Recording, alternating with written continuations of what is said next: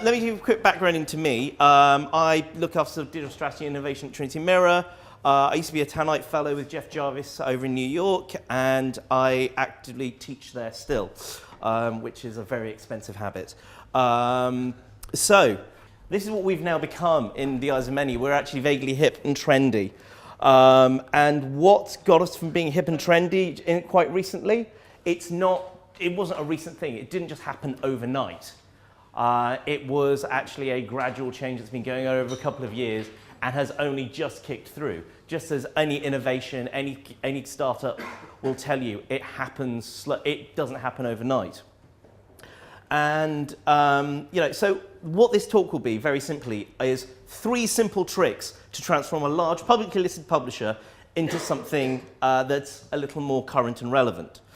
And also what's interesting for us is that unlike the vast majority of publishers in the UK, we're not tax funded, or sorry, apologies, a license fee funded, or are we backed by some wonderful large baron. We're a publicly traded company, which has to report to the markets. So this is the fun stuff we've been doing. You've seen Us versus Them, which has been wonderful because it's helped us experiment with formats.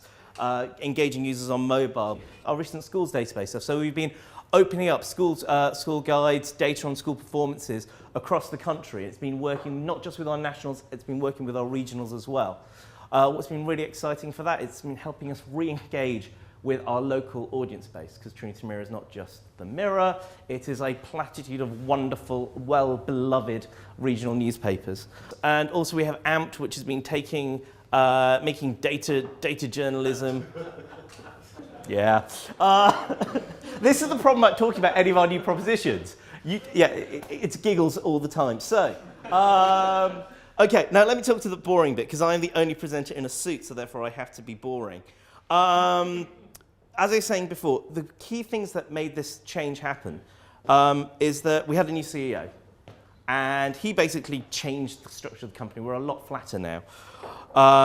And I guess the key thing was we went from, instead of focusing on business as usual, to focusing on growth. And that culture change it's trickled down, and this is the output after 2 years. And it's taken lots of different people. It's been hiring people, idiots like myself, who've got a tech startup background. If you look at sort of Us versus Them, if you take a look at Roman, he's not your traditional Mirror journalist. But we're hiring different sorts of people than we would do traditionally. But we're not necessarily doing that at the extent of our core team. The key reason why this seems to be working for us is that we're getting those people, but we're also blending them and integrating with the existing editorial, product, marketing, etc. teams.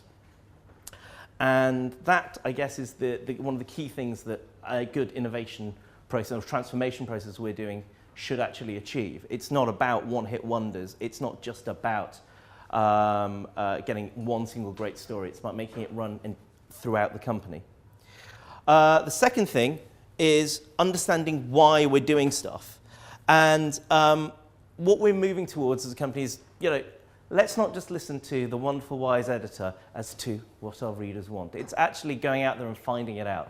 Yes, this is probably the most boring slide you'll see tonight, but it's probably the most useful one.